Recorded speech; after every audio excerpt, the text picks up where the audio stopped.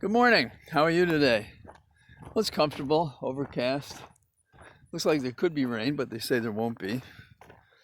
I got a very cool shower yesterday after I spoke to you in the rain outside. It was nice, except I worried about the phone getting disconnected or something from all reality because of the rain, but it didn't happen.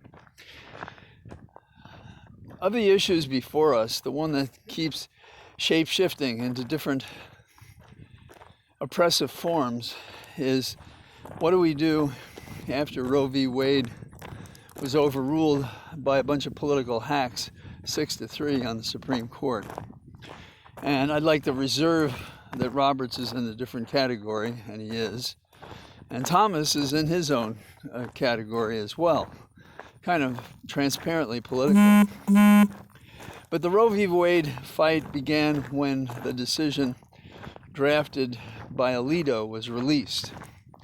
And from that decision, while he contended there was no law for Roe v. Wade, in truth and fact, there was no law for what he did. Basically, the decision to say that there was no such thing as substantive due process, meaning things like equality before the law and a right for individual women to be let alone under the notions of privacy within the penumbra of the Fourth and Fifth and other amendments to the Constitution.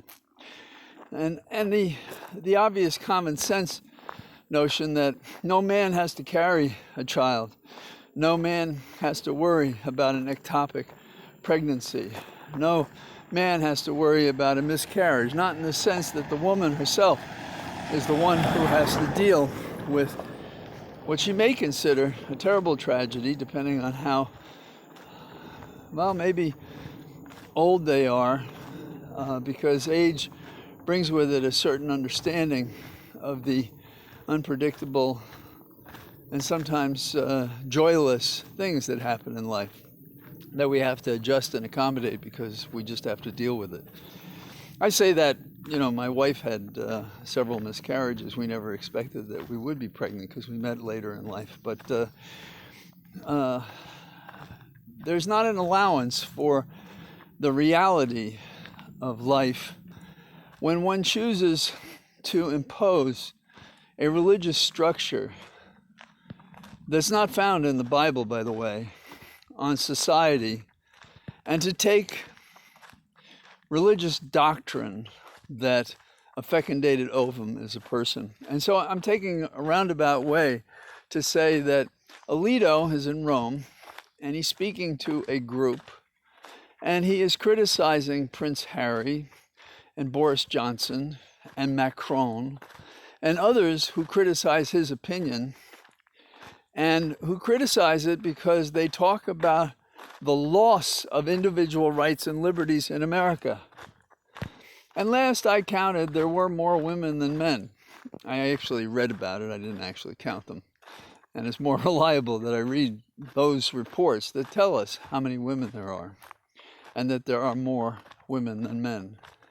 And yet this entire cut of society should defer to the patriarchal notion of an Old Testament rule that women are chattels and to be dictated and to be limited to being only carriers of children for the masters, the white supremacists, because heaven help anybody without property or who is not white try to enter into this hallowed body of self-assured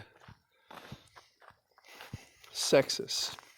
So what else did he say? Well, one of the things that he said that I think goes to the core of what's wrong with his statement in Rome, that is Alito's, is that he said that something has to happen to protect the religious freedom in an increasingly secularized society.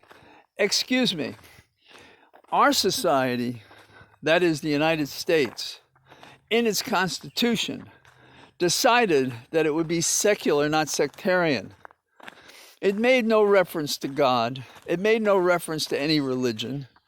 And the amendments to the Constitution suggested to have done that is to establish religion and to do any more than to grant the freedom to practice religion is the rule in this country.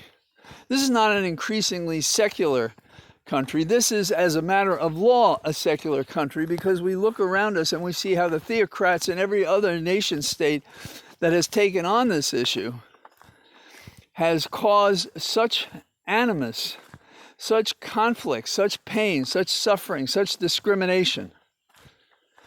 But that's what Alito wants.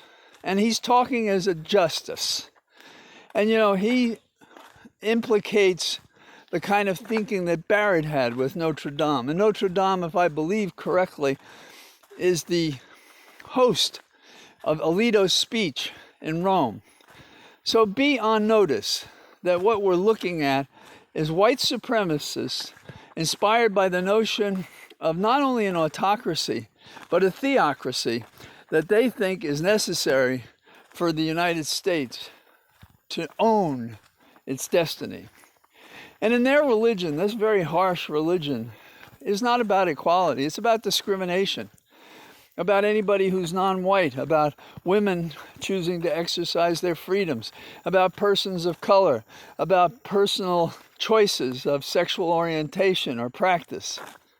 That's not a religion. That's not the one that I grew up as a kid when the nuns were telling us that what religion was about was charity. There's no charity in this political religion, in this faux religion, which is only used to promote political power, what Alito wants and what his people want. So, what other issues are there? What can there be after that? The GOP is upset with Google because Google doesn't like their spam. They'll go to court, and the court will probably tell us you can say unrealistic things that are lies, anything you want to say, and that further reduces our public discussion to one of lying boldly where no party used to go, although there's always been this kind of falsity. So what good news do we have? Well, our Secretary of State is going to New York to talk about nuclear non-proliferation. That's good. Our Vice President is going down to Florida to talk about climate change, to have a briefing on that.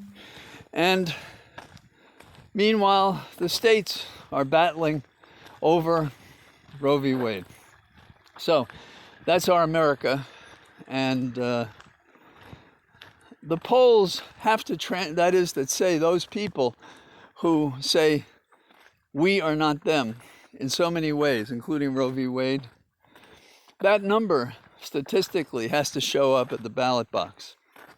Because otherwise, we take another step down this narrow corridor with eyes wide open because of the history of what it means when you have autocrats and theocrats determining for everybody else what's going to happen.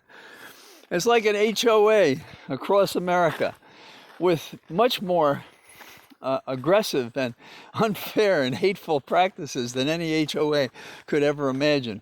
For all those people who join HOAs, apologies to all of you who enjoy them, but in my opinion, they're often run by people who never could get elected president or on the student council when they're in high school and college. And so now, finally, they want the job no one else wants, seemingly to impose themselves upon the rest of the community. Okay, if you don't like the HOA analogy, just think of that's what Alito is doing. That's what his version of the Holy Roman Church is about.